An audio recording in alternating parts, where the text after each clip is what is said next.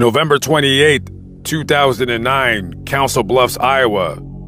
25-year-old Larry Eli Murillo-Moncada, who was living with his parents at the time, suffered from various mental health issues, including anxiety and depression, but was on medication to control them. Larry had even been able to find a job working at a market called No Frills that was less than 1 mile away from where he lived. On November 28th of 2009, Larry's parents noticed that he started acting strange. One of the adverse side effects of the medication was that it would cause Larry to hallucinate.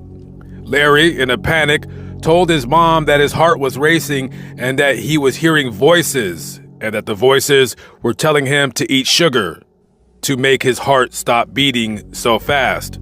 He quickly fled his house, leaving during a snowstorm with no vehicle and wearing no socks or shoes.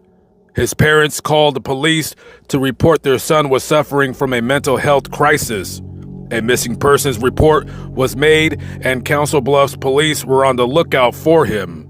Despite them contacting other law enforcement agencies, detention centers, and the family passing out flyers and local news outlets reporting on the troubled young man's story, they received no information regarding his possible whereabouts. It was almost like he fell off the face of the earth. It would be years later before the family would get answers to what happened to their son. On January 24, 2019, workers dismantling shelving and removing coolers from what once was the No Frills supermarket, which had at this point been closed down for 3 years, made a very gruesome discovery. One of the employees discovered a badly decomposing body that was stuck inside one of the freezer units. The police were then called to the scene, and from there, the body was quickly transported to the county coroner's office for identification. It would be 6 months later that the body would finally be identified as belonging to Larry Eli Murillo-Moncada.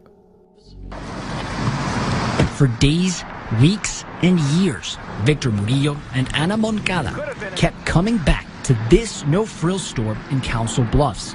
Not for groceries, but their son Larry.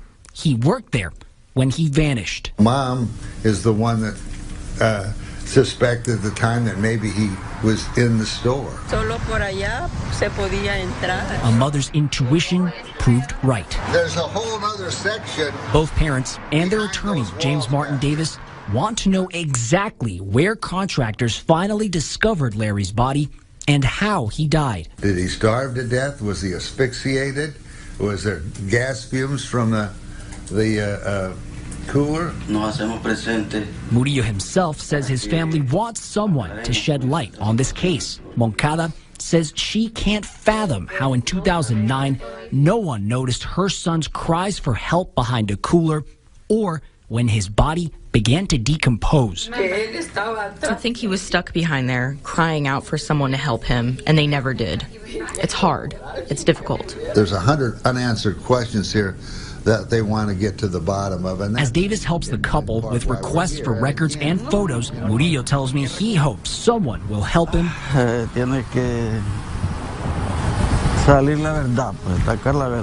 uncover the truth. So the questions remain. What happened?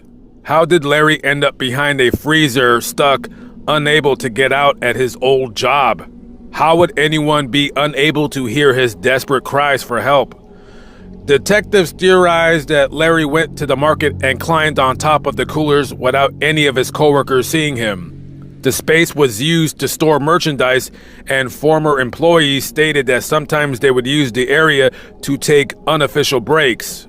It is believed that he had somehow fell and got trapped in the space, and the noise from the cooler's compressors muffled any screams that people might have heard.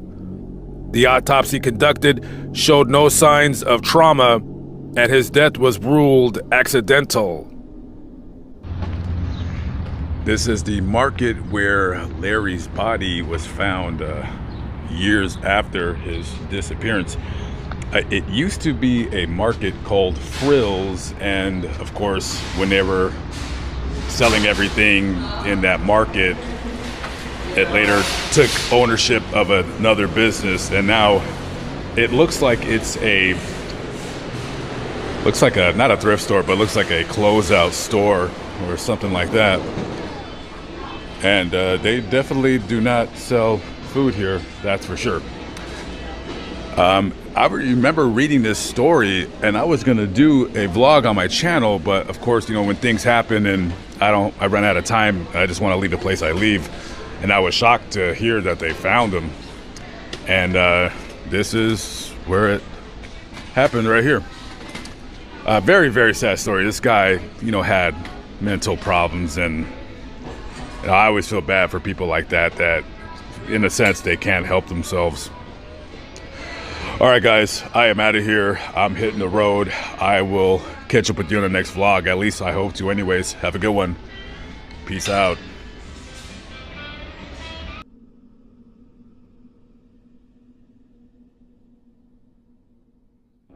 On July 29, 2001, at 2:40 a.m., state police responded to a report of a man down in the southbound lanes of State Road 68 north of the town of Espanola.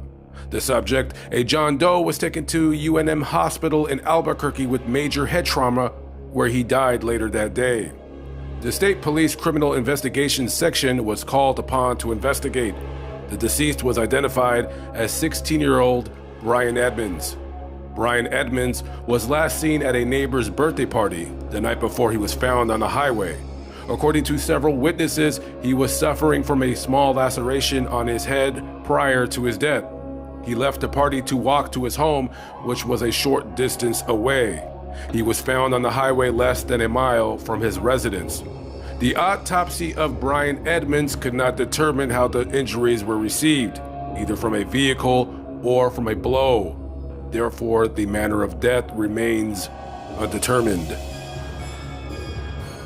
On January 20th of 2004, the State Police Criminal Investigation Section was called upon to investigate an apparent homicide in Tucumcari, New Mexico.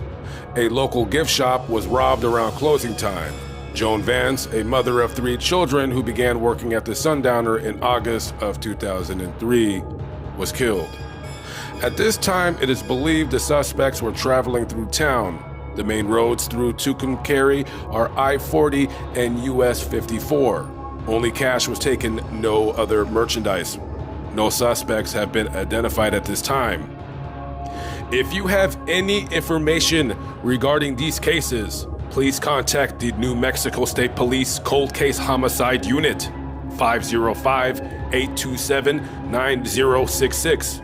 or email coldcase.homicideunit@state.nm.us.